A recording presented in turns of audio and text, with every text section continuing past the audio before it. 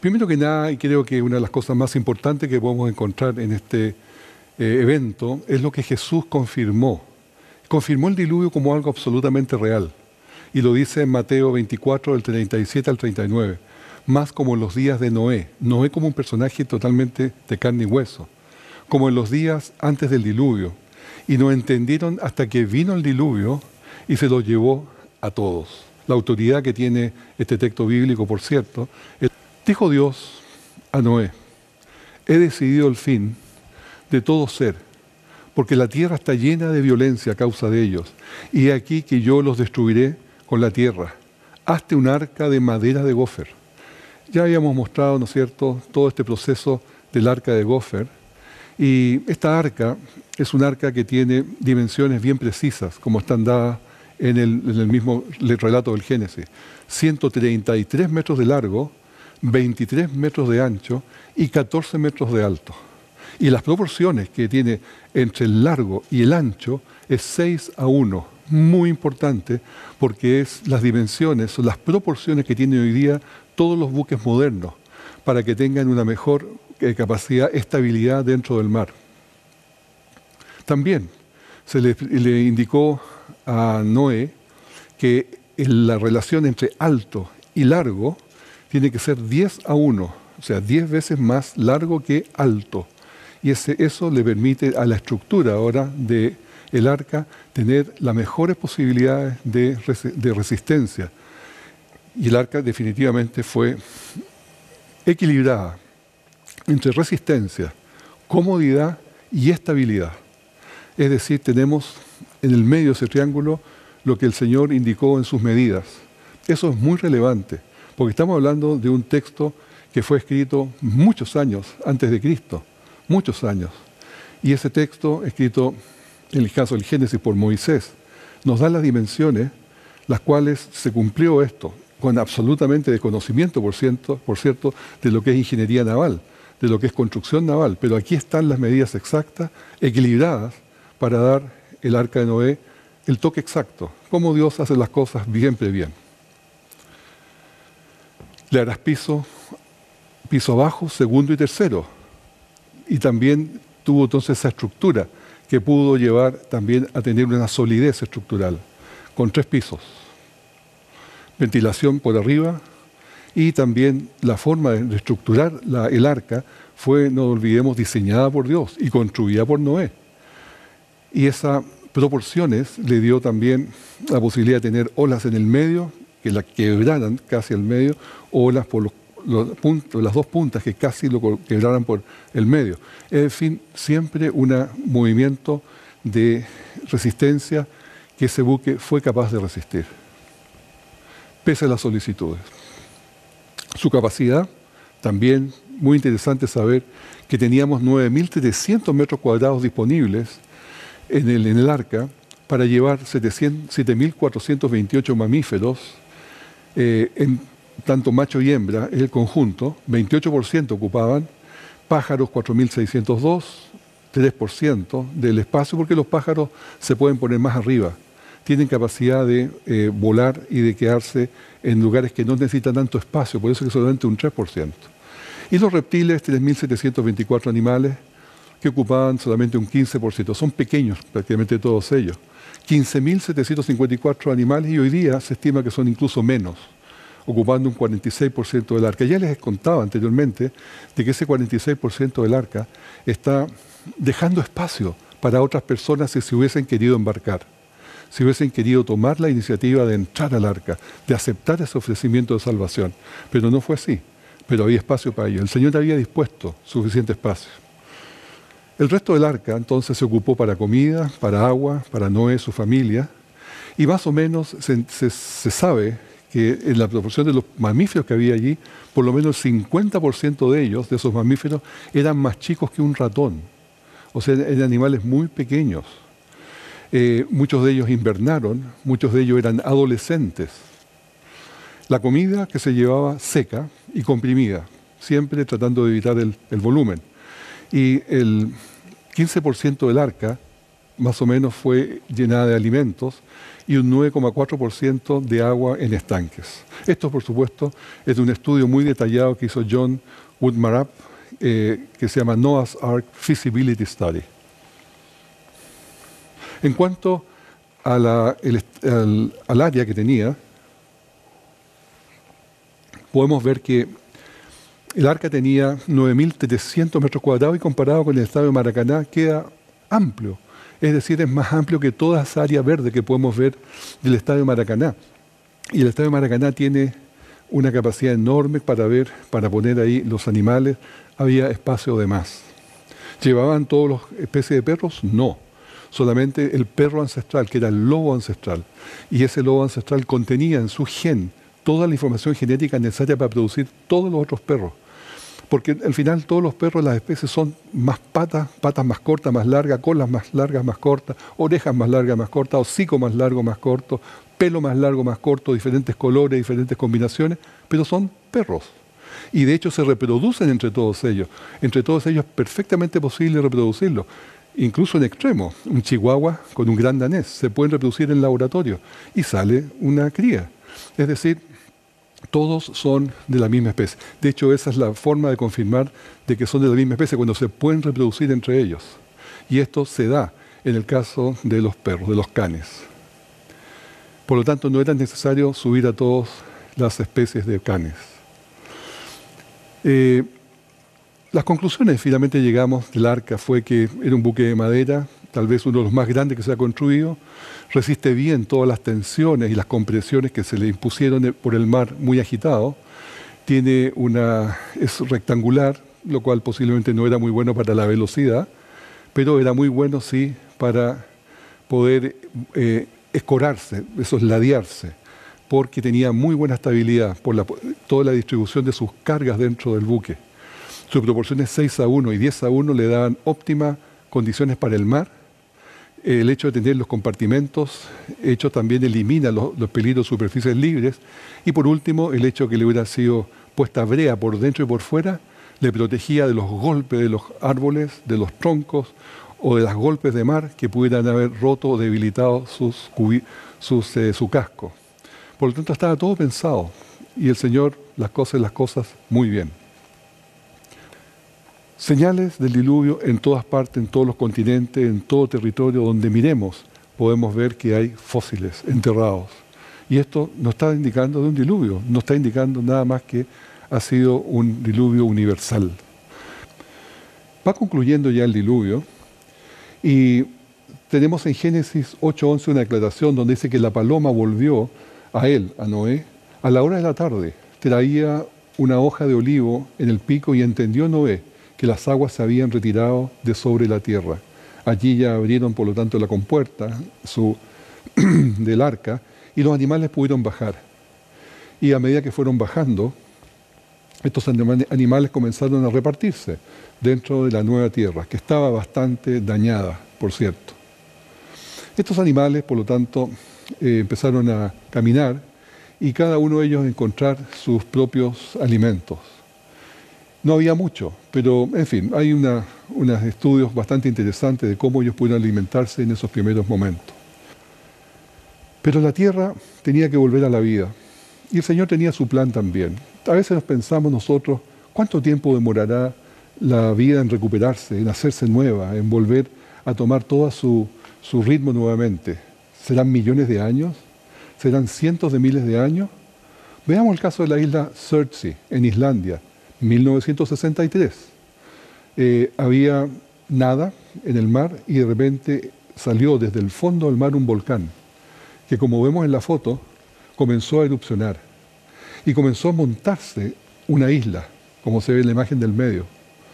Esto pasó solamente en algunos meses y ya la isla estaba completamente constituida. En 8 meses ya estaba la isla con playas, estaba con un ambiente, podemos decir, estable. Inmediatamente comenzaron a llegar los animales, los pájaros primero, como se ve en la foto allá arriba. Incluso llegó basura del mar con temporales.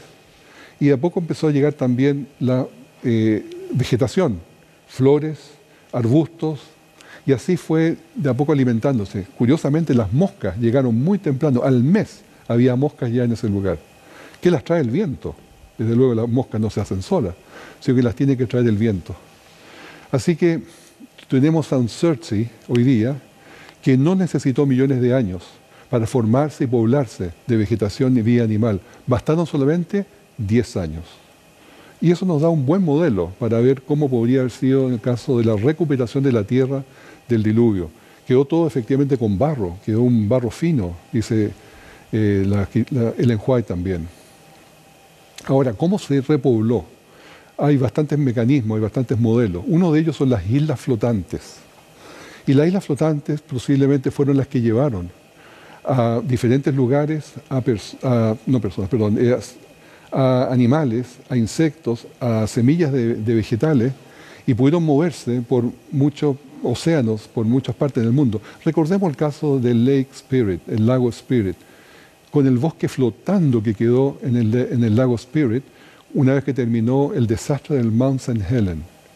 Y como vamos a ver ahí, en esa mancha que está sobre el lago, son 19.000 árboles, 19.000 árboles que fueron cortados de raíz, sacado toda su corteza, la raíz, las ramas, y quedaron ahí los troncos.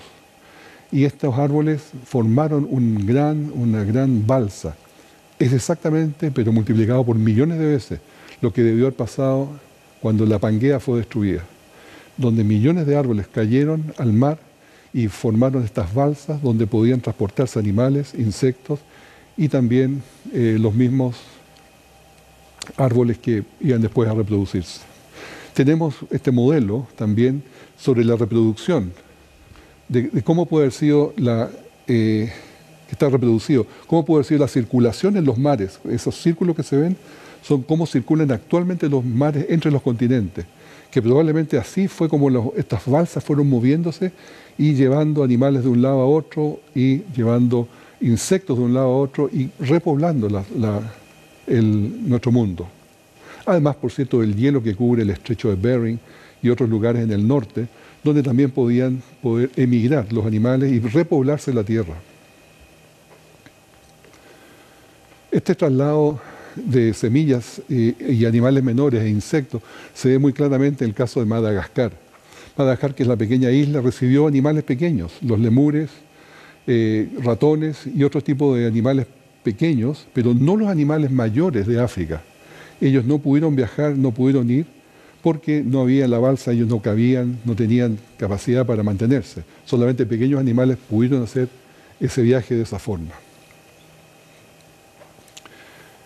La migración desde Ararat, una vez que ya terminó esta etapa de primera inicial del desembarque, fueron, como muestra esta imagen, hacia Asia, por el Bering, entraron hasta América, y en América, por cierto, pudieron ir hasta Sudamérica. Los rafting, que son las partes de las balsas, pudieron distribuir también otros animales, semillas, y así, entre nivel y rafting y hielo, fue repoblándose la tierra. Pasamos ahora a las leyendas del diluvio. Existen numerosas leyendas del diluvio.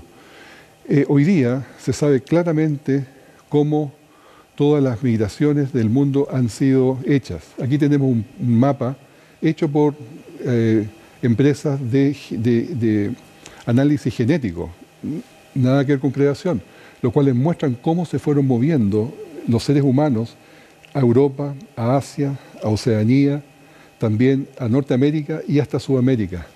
Y ahí las letras van marcando las pequeñas mutaciones que se van produciendo en los marcadores, cromosoma Y y el ADN mitocondrial, que son los dos marcadores que pueden indicar las migraciones. Y aquí justamente tenemos una imagen cómo ellos se movieron, y está confirmado con la gente que vive hoy día en esos lugares. Bueno, los animales tuvieron que hacer exactamente lo mismo. Pero vamos a analizar ahora las leyendas, cómo fueron al repartirse ellos también guardando leyendas. Tenemos, por ejemplo, en países en Sudamérica, en África, en Asia, en Europa, en Norteamérica y en Australia, cientos de tradiciones. Y estas tradiciones pueden tabularse en este cuadro que les quiero mostrar a continuación,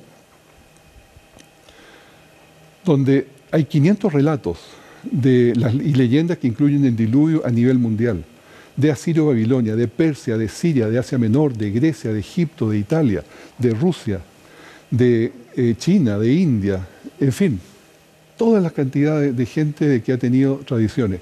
Y las cosas que ellos van coincidiendo, la mayoría de ellos coinciden que hubo una destrucción por agua, que los humanos se salvaron, que se proveyó un arca, que hubo una familia favorita, que hubo una instrucción divina, que el hombre estaba en transgresión, que los animales se salvaron también, que hubo una destrucción universal, que llegaron finalmente a una montaña este buque, que se envió un pájaro, que hubo adoración de los que se salvaron y finalmente hubo un favor divino hacia aquellos que se habían salvado. Esos más o menos son los temas que se dan vueltas acá y que se van repitiendo. Podemos también ver que en China la palabra buque grande se describe así. Large ship, un buque grande, es 8 personas o bocas en un bote. ¿Por qué la palabra buque grande tiene que ser eso? Porque ellos tienen la tradición, ella se cayó en su idioma, se plasmó en su idioma esta información. Tenemos una tribu muy interesante que se llama la tribu Miao, en el sudoeste de China. Esta tribu Miao, residiendo allí, tiene una tradición que es parecida en muchas partes en su relato del Génesis, que viene desde atrás, de cuando llegaron, mucho antes que llegaran los misioneros cristianos a ese lugar. Ellos recitan de memoria versos, y estos versos, de acuerdo a su tradición, más o menos dicen lo siguiente. Dice que Dios destruyó todo el mundo por inundación, por la maldad del hombre. Después dice que Noá, que es Noé, el hombre justo y su esposa matriarca, sus 3 hijos, lo Ham, que es Cam, lo Chem, que es Sem, y Jahu, que es Jafet, sobrevivieron. Ellos construyeron un bote muy grande y ancho y se embarcaron con pares de animales. Su tradición también incluye una creación y una confusión de lenguajes, igual que el resto del Génesis. La genealogía registra que el patriarca Jafú, o Jafet, se asignó el centro de las naciones y su hijo fue el patriarca Gomén, que es Gomer. Coincide plenamente con la escritura y pensemos que esto fue escrito, fue hecho en la tradición mucho antes que llegaran los misioneros cristianos hasta China. Por lo tanto, tenemos una coincidencia maravillosa en la confirmación de nuestra escritura. Ahí tenemos algunas imágenes también de la gente de la tribu Miao. Y quiero también contarles de que hay otras tradiciones que se van repitiendo en leyendas. Por ejemplo, en Hawái.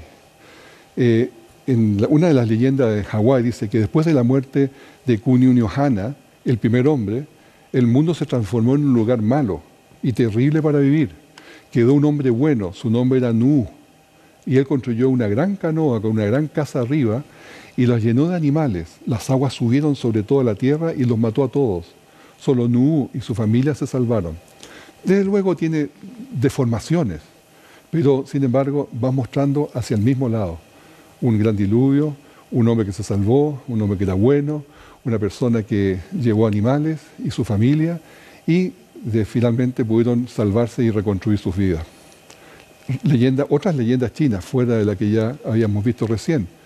Antiguos escritos chinos hablan de una violenta catástrofe que sucedió en la tierra cuando toda la tierra se inundó y se cubrió los montes más altos y dejó los campos en condiciones devastadas, desoladas, por muchos años. Un clásico chino llamado Hin King cuenta la historia de Fuji, el que consideraban padre de toda la civilización. Esta historia registra a Fuji, su esposa y 3 hijos y las nueras que escaparon de una gran inundación. Él y su familia fueron los únicos sobrevivientes en la tierra. Después de la inundación, repoblaron la tierra. También lleno de coincidencias, lleno de hermosas partes donde podemos ver que se desvió un poco, pero finalmente llega al centro, lo que es la escritura. Tenemos leyendas en Toltec también.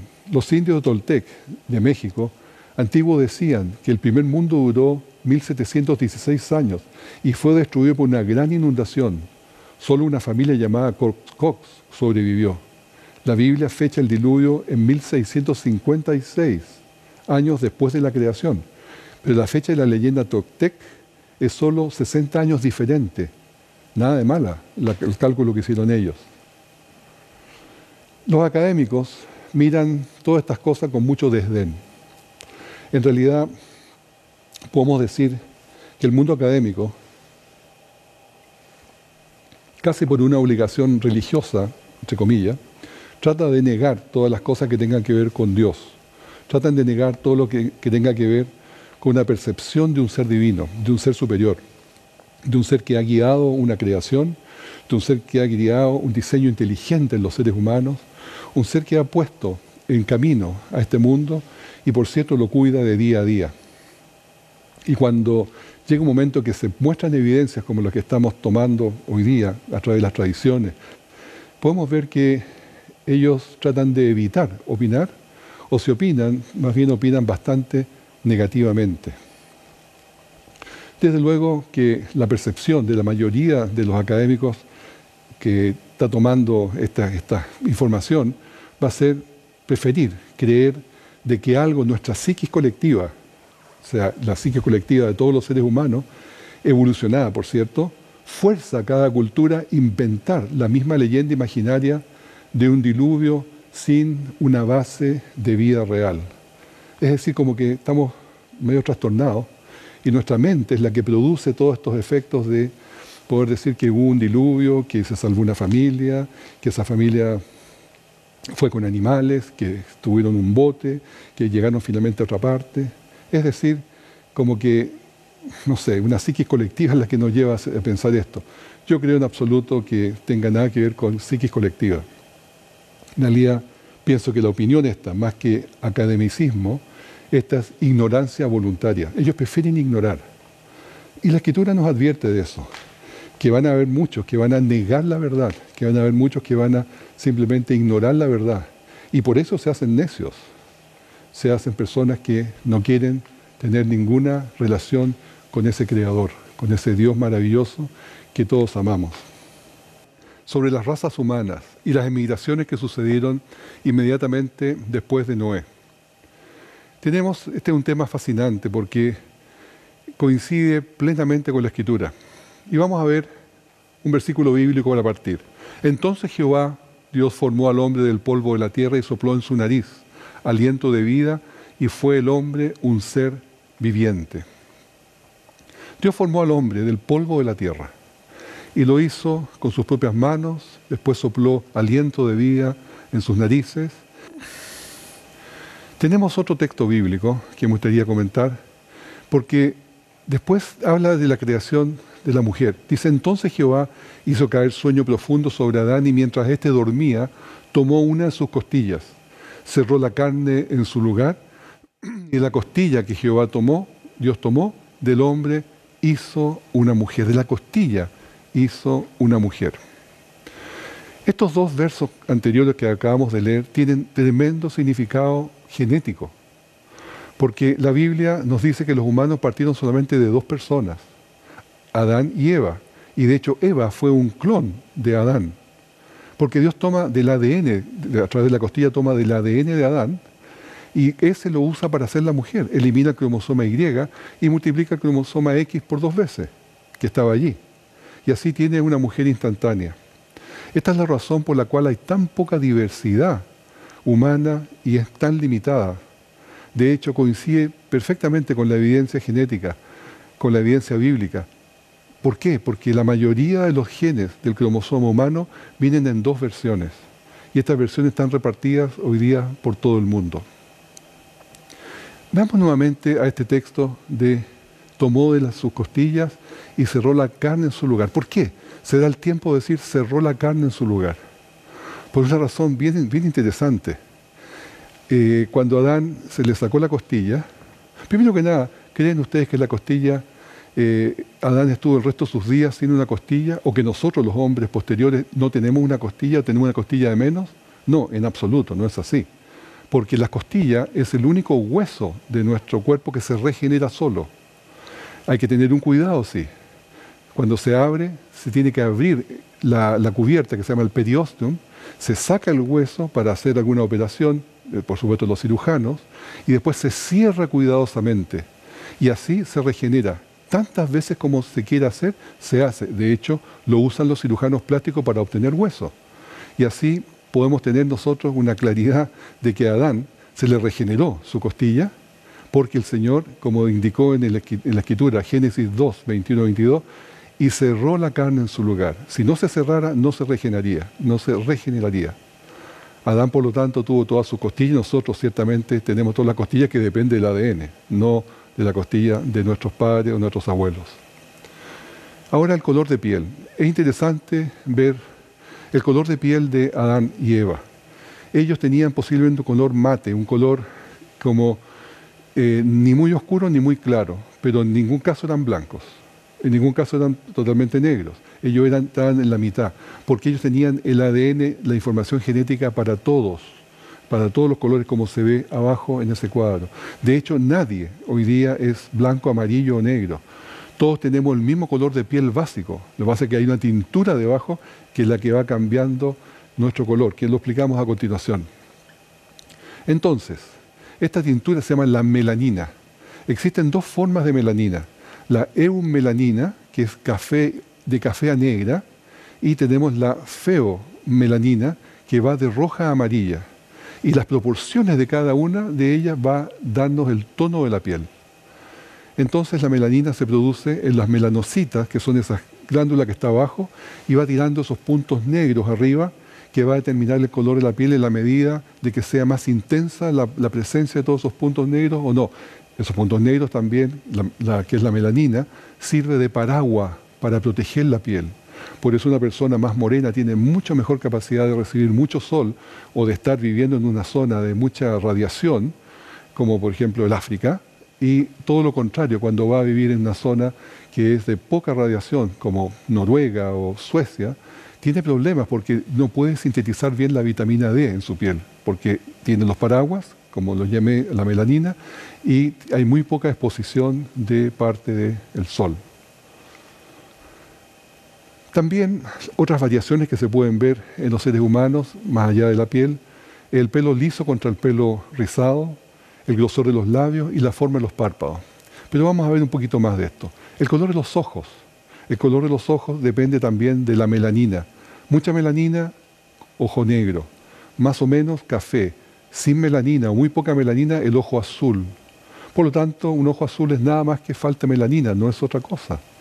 O el color del pelo. El café es intermedio, el negro es, por cierto, mucha melanina, y el rubio es falta de melanina, y el cobrizo o colorín es una mutación de la melanina que le da ese color rojo. Y los que ya tenemos canas, ya la melanina nos abandonó. El ojo mongoloide, que es la otra característica, es solamente adiposidad, grasa adicional que está en el párpado. No es nada más que eso. Ahora tenemos un caso muy excepcional que les voy a mostrar a continuación, que es los albinos. Este niño albino es un niño real. Nacen niños albinos en África. Es decir, un niño que no tiene melanina para nada, ni siquiera en su piel, en su pelo, en ninguna parte, ni en el fondo de su ojo, que lo hace ser un poco ciego. Desafortunadamente los albinos son técnicamente ciegos. Ahora, este niño son objeto de persecución en África porque los toman para amuleto. Es un tema bien delicado, que ha salido bastante en la prensa. Ahora, cuando tenemos padres blancos y madre negra, y tiene un hijo que es una mezcla, y a su vez lo mismo sucede con la madre, que estoy mostrando ahora en la figura, estos dos padres fueron padres de madre blanca y padre negro. Y cuando reprodujeron a sus hijas mellizas, salieron una blanca y una negra. Ahora, estas niñas ya están más grandes, se llaman Kian y Remy Hodgson, viven en Inglaterra, y ellas son caso de 1 en 1.000.000, no es una norma, es la excepción, pero se da ciertamente por las reglas de la genética. Diferencias entre razas entonces, entre una persona china, una persona aborigen, una persona negra, esquimal, de las islas, India o caucásica, ¿cuánto es? Solamente un 0,012%, prácticamente nada. Cuando tenemos entonces la distinción de una raza sobre otra, está sobre nada, porque somos todos de una misma sangre. Y eso es lo que nos dice este próximo versículo bíblico. Y de una sangre he hecho todo el linaje de los hombres, para que habiten sobre la faz de la tierra. Somos una raza humana, no hay más. Marcos 10:6 también dice, pero al principio, varón y hembra los hizo Dios. Al principio varón y hembra los hizo Dios. Dios determinó que fuéramos varón y hembra. Lo natural, evolucionista, entre comillas, sería que fuéramos hermafroditas. Es decir, que cada uno se reprodujera por su cuenta y no tuviera la necesidad de otra pareja. Pero eso produciría una degeneración del ADN muy rápida, porque justamente no se cruzan entre hermanos ni entre primos, porque se produce el problema de que se multiplican o se manifiestan todos los errores que hay dentro del ADN cuando eso sucede. Por tanto, cuando no dice el principio varón y hembra los creó, Dios los usó con una sabiduría para que de diferente linaje vinieran y se reunieran y pudieran tener sus hijos. Y eso evita todos estos problemas de ADNs que están mutados. Ahora, veamos la naturaleza. Toda la naturaleza está dividida entre árboles, machos y hembras, insectos, machos y hembras, animales, machos y hembras. Todo está, con solamente algunas excepciones que no son machos y hembras, es porque está designado, no porque sea natural según la idea, el concepto evolucionista. Quiero tratar ahora muy rápidamente el ADN mitocondrial. Hemos ya tocado el cromosoma Y un poco en otros programas, pero el ADN mitocondrial lo hemos dejado todavía de lado. El ADN mitocondrial es muy importante. Nosotros tenemos dentro de nuestras células, tenemos el núcleo. Pero además del núcleo, donde está toda la información de los cromosomas para nosotros, tenemos otro aparatito, otro lugar que se llama la mitocondria, que es ese que está en rojo en el cuadro. Y la mitocondria tiene una forma circular, como se ve allí. Ahora, el ADN mitocondrial que está allí adentro de la mitocondria es muy diferente, porque se viene solamente de la madre. Este se transmite solamente por el huevo de la madre, no los hombres. Los hombres no podemos transmitir el ADN mitocondrial. Entonces, ¿qué es lo que se descubrió? Que todos los seres humanos teníamos ADN mitocondrial idéntico a nuestra madre, a nuestra abuela, bisabuela y así para arriba, que solamente las mujeres lo podían transmitir a su descendencia, pero que era idéntico entre todos los seres humanos. Y finalmente, cuando nos vemos con el del lado, el de más allá, tenemos todo el mismo ADN mitocondrial, lo cual nos está diciendo algo, que provenimos todos de una sola madre. Y esa madre, la evolución lo estudió y dijo que era efectivamente una mujer que había venido de África, out of Africa, de ese sector de África, y que posiblemente luciría algo así. Pero, cuidado, esta ADN mitocondrial de esta mujer no tiene en realidad mucha conexión con lo que es la realidad, porque muy poco después se descubrió que la Eva mitocondrial, o sea, la mujer que tenía esa ADN mitocondrial, es consistente con 6.500 años solamente, que son 200 generaciones. Y salió publicado por Science Research News en The Parsons Team, que fue el que investigó todo esto. 6.500 años, qué consistente con el relato bíblico. Así que tenemos una posición bien interesante. Ahora, ¿qué es lo que dice la evolución? Dice, efectivamente había muchas mujeres y llegó un momento que solamente una tuvo descendencia, y esa fue una mujer que vivió hace 200.000 años, era una mona que vivía en ese sector de África. Está bien, esas son sus ideas, pero las otras mujeres no tuvieron descendencia y nosotros somos solamente descendientes de esa mujer. Nosotros la llamamos Eva, pero la Eva bíblica, no la Eva mitocondrial como le pusieron en ese momento. Génesis 3:20 dice, y llamó a Adán el nombre de su mujer Eva, por cuanto ella era madre de todos los seres vivientes, absolutamente coincidente con la Escritura. Ahora, nosotros Tenemos otro verso bíblico. Génesis 6, 17 y 18. Y aquí yo traigo un diluvio de agua sobre la tierra, para destruir toda carne, en que haya espíritu de vida, y entrarás en el arca tú, tus hijos, tu mujer, y la mujer de tus hijos contigo. 8 personas solamente. Esto es un verdadero cuello de botella dentro de la genética de los seres humanos, porque de repente se disminuyó todo a 8 personas, prácticamente 4 mujeres y un hombre, que eran sus hijos, nada más. Eso es lo que se llama el cuello de botella. Bueno, la idea evolucionista también identifican este cuello de botella por otras razones, pero lo identifican también porque se ve que hubo un estrechamiento de la genética de los seres humanos. Esto más o menos podemos hablar, identificar como un cuello de botella. Antes había mucha diversidad, muchos colores, se identifica, pero de repente el cuello de botella significó que cayeron solamente pocos colores y el ser humano quedó confinado a muy poca variedad, muy poca diferencia entre uno y otro, que es lo que tenemos el día de hoy. Cromosoma Y. Este es otro concepto que me interesa mucho en volver a explicar, porque el cromosoma Y nos identifica a los hombres. Y el cromosoma Y tiene esa característica. En los 23 cromosomas de los seres humanos, el 23, que es el último, es el que identifica el sexo. Y el hombre es XY, la mujer es XX. Pero el cromosoma Y no se puede alterar, porque nunca se mezcla con nada, nunca se combina con nada. No así el X, no así todo el resto, que se recombina con padre y madre. El X, el Y nunca, porque entre los hombres no nos reproducimos. Por lo tanto, mi cromosoma Y es siguiente con mi padre, mi abuelo, bisabuelo y así para arriba. Lo que se descubrió es que todos los hombres tenemos el mismo cromosoma Y. Por lo tanto, todos los hombres provenimos de un solo varón. También, por cierto, un simio que vivió hace 200.000 años atrás en África. En fin, es el concepto del paradigma evolucionista.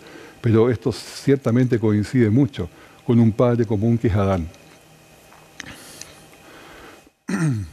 Y fíjense esta reflexión. Eva solo pudo venir de Adán. O sea que Dios haya tomado de la costilla de Adán, saliendo de Adán, y hizo Eva, es el orden correcto. Hoy día todos los seres humanos venimos de nuestra madre, pero en este caso tuvo que ser al revés, por una razón bien simple, porque los hombres tenemos el cromosoma Y exclusivo. Por lo tanto, esa madre no pudo haber dado a luz un hijo con cromosoma Y porque no tenía la información. Al revés sí, porque el hombre tenía el cromosoma X, porque tenemos XY, y se lo entregó a su Eva, y Eva fue 2 veces X nada más. Es decir, estaba en la información allí. Entropía genética. Vamos a ver un poquito también esto, de que ya lo hemos tratado en otros programas, pero es de extrema importancia. Hemos dicho de que nosotros tenemos mutaciones. Esas mutaciones empiezan a producir cambios, empiezan a producir daño. Y a medida que han pasado los años, el cromosoma Y y el ADN mitocondrial también han recibido pequeñas mutaciones, pequeños cambios, pero muy pequeños y son perfectamente identificables. Estas mutaciones ahora ayudan a tracear, a ver por dónde se fueron los hijos y los nietos y los descendientes de Noé, geográficamente, y podemos ver perfectamente hacia dónde se dirigieron y cómo están hoy día ubicados. Y estos son los mapas migratorios que se han hecho a través de estos 2 elementos. Y algunas preguntas primero. ¿Cuántos cromosomas Y después del arca hubo? La respuesta es uno solo, porque fue el padre Noé con sus 3 hijos, pero todos los 4 tienen el mismo cromosoma Y. ¿Cuántos ADN mitocondrial hubo en el arca? En realidad fueron 4, pero podemos contar solamente con 3, porque la Escritura nos dice que de los 3 hijos hombres salieron solamente el resto de los descendientes de la tierra. O sea, nos está diciendo ahí que no hubo más mujeres, hijas de Noé y su esposa. Por lo tanto, las 3 nueras solamente fueron las que subsistieron después del diluvio. ¿Esto se ajusta a la Escritura? ¿Se ajusta a la verdad genética? Absolutamente. ¿Por qué? Porque cuando se mide y se busca el cromosoma Y y el ADN mitocondrial en los seres humanos, venimos a descubrir que solamente hay 3 ADN mitocondrial, M, N y R, de los cuales descienden todos. Es decir, justamente son las tres nueras de Noé, que es R, N y M, las tres nueras, y ahí tenemos un mapa cómo se pudieron repartir en el mundo. Otro texto bíblico, Génesis 10, 32. Estas son las familias de los hijos de Noé por su descendencia, en sus naciones. Y de estos se esparcieron las naciones en la tierra después del diluvio, que son 70 familias. Y esto quiero llevar a un pensamiento que es posterior. Tenía entonces, dice Génesis 11.1, la tierra una sola lengua y unas mismas palabras. Es decir, todos tenían el mismo idioma, básicamente. Pero, Génesis 11, 7 y 8 nos dice, pues ahora descendamos y confundamos allí su lengua para que ninguno entienda el habla de su compañero. Así los esparció Jehová desde allí sobre la faz de la tierra. Es decir, Babel, la torre de Babel cuando el Señor los esparció. Pero cuidado, cuando los esparció y les cambió el idioma, fue por líneas paternales, es decir, del cromosoma Y. Y de ahí se repartieron. Y esto es muy importante. Ahora, el paso de tantas generaciones hasta el día de hoy, ¿hemos podido nosotros tracear, buscar nuestro origen? ¿O hemos perdido totalmente la respuesta, hemos perdido totalmente el origen de nuestra existencia? Y la respuesta es no. Hay dos indicadores que nos permiten tracear perfectamente nuestro origen, el ADN mitocondrial y el cromosoma Y, justamente. Estos nos dan las claves. Y para este efecto existen ya servicios comerciales, hay por lo menos 4 servicios comerciales de muchos años ya, donde a uno le ofrecen para buscar la genética genealógica, de dónde viene. ¿Acaso uno viene de los judíos, de los árabes, si viene de los americanos, de los indios americanos, si viene de Europa occidental, Europa oriental? En fin, es una serie de opciones que hay para ver de dónde viene nuestro origen, de nuestros padres inmediatos. Y esto se hace, por cierto, comercialmente. Y yo les quiero contar que tengo el resultado de un examen de un amigo, el cual dio este resultado. Su origen es el haplogroup que se llama R1B1A2 o M269. Y esto significa que el M1R1B1 va hacia el sur de Europa, se fija en el lugar donde está Francia más o menos. Y esta persona, este amigo, encontró dentro de su grupo a todas estas personas, donde está en rojo, todo eso son lo que se llaman match perfectos. Y el cromosoma Y era prácticamente idéntico de él con toda esa gente que vive todavía en esos lugares. Y que han emigrado a Estados Unidos también porque está bastante pintado en rojo acá. Todos esos son puntos, personas específicas. Entonces, el R1B1 indica claramente un sector, que es el de ahí marcado en rojo especialmente, es decir, Inglaterra, Escocia, Irlanda, Francia, el norte de España, todo ese sector es el que corresponde a aquello. Y era exactamente de donde viene la familia de este amigo. Y el cromosoma, el ADN mitocondrial, también se le determinó a través de la sangre, a través del ADN mitocondrial, su grupo que era haplogroup K. ¿Y qué es lo que es haplogroup K? Esto, el que fueron hacia el Mediterráneo. Y específicamente tenía el K esta persona. Y miren qué coincidencia. Su madre y su familia, su abuela, bisabuela y todas las personas de la línea materna vienen todas de Barcelona, de España, que está justamente en ese sector. O sea, coincide plenamente. Hay, por supuesto, personas que han emigrado, que han cambiado su destino, pero no todas hacen eso. Ahora, los apellidos no son importantes porque los apellidos se instalaron hace algunos siglos atrás por motivos de impuestos. Antes todos eran hijos o de tal dependencia o de tal profesión, y así se llamaban a las personas. Génesis 10, 32. Estas son las familias de los hijos de Noé, por su descendencia en sus naciones. Y de estos se esparcieron en la tierra después del diluvio. Podemos ver también de que si no hubiese existido un Babel, hoy día podríamos ver caras completamente diferentes. Por ejemplo, personas chinas morenas, completamente morenas, o personas negras con un pelo rubio, o personas igualmente asiáticas con ojos azules, o negritos también con ojos azules. Todo esto sería común, pero ahora son absolutamente excepciones, porque se produjo una división, y cuando los grupos se dividen, se crean muchas diferencias. En fin, es un tema muy interesante.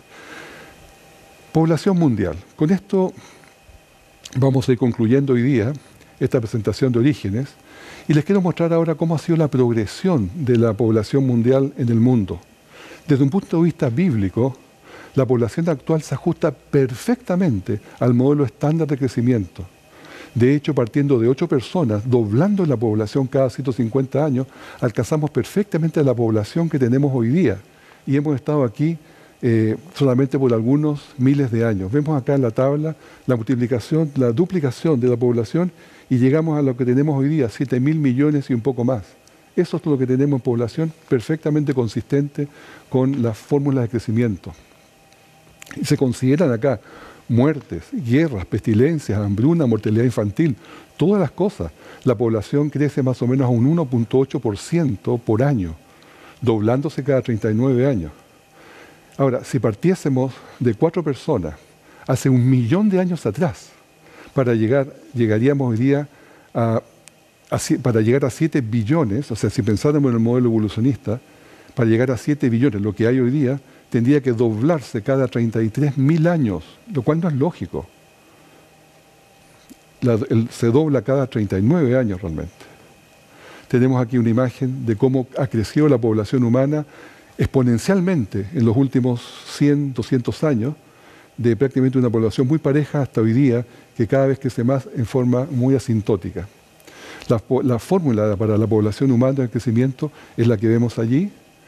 Tiene todos sus factores que se calculan, y tenemos la interesante información de ver qué población había en diferentes tiempos de los seres humanos. Por ejemplo, en el diluvio. Se sabe que en el tiempo del diluvio, y cuando sucedió el diluvio, había algo así de 235 millones de personas. ¿Por qué esto se hacen los cálculos de cuánto vivían, cuánto se reproducían, cuántos hijos tenían? Se ponen todos los factores dentro de esta fórmula y da eso. O la población estimada en el tiempo de Abraham, 2,8 millones. O la población estimada en los tiempos de Jesús, 200 millones de personas. La población actual, ya lo dijimos, 7.000 millones de personas. Ahora, los nacidos desde Adán hasta hoy día, de acuerdo a la fórmula, son más o menos 20 billones, ¿no es cierto? 20.000 millones de personas han nacido hasta hoy día, seres humanos. ¿Pero cuántos vivos ahora? 7.000 millones. Es decir, está vivo todavía más o menos 1/3 de la población humana que ha nacido jamás, que ha nacido en todas las edades, que es un dato muy interesante. Y la población de la humanidad, si hubiésemos estado vigentes o viviendo por 1 millón de años para atrás, seríamos 3.000 billones, lo cual no cabería la gente aquí en la Tierra. Hoy termino con esta información cuando se ve el desgaste biológico que hubo después de Noé, que se perdió la edad de 900 años que se vivía hasta ahora acá. Esta es una curva perfectamente sistemática y no arbitraria. Es matemáticamente predecible, perfecta curva, puesta en la escritura, pero hoy día se confirma con la información que tenemos de la genética.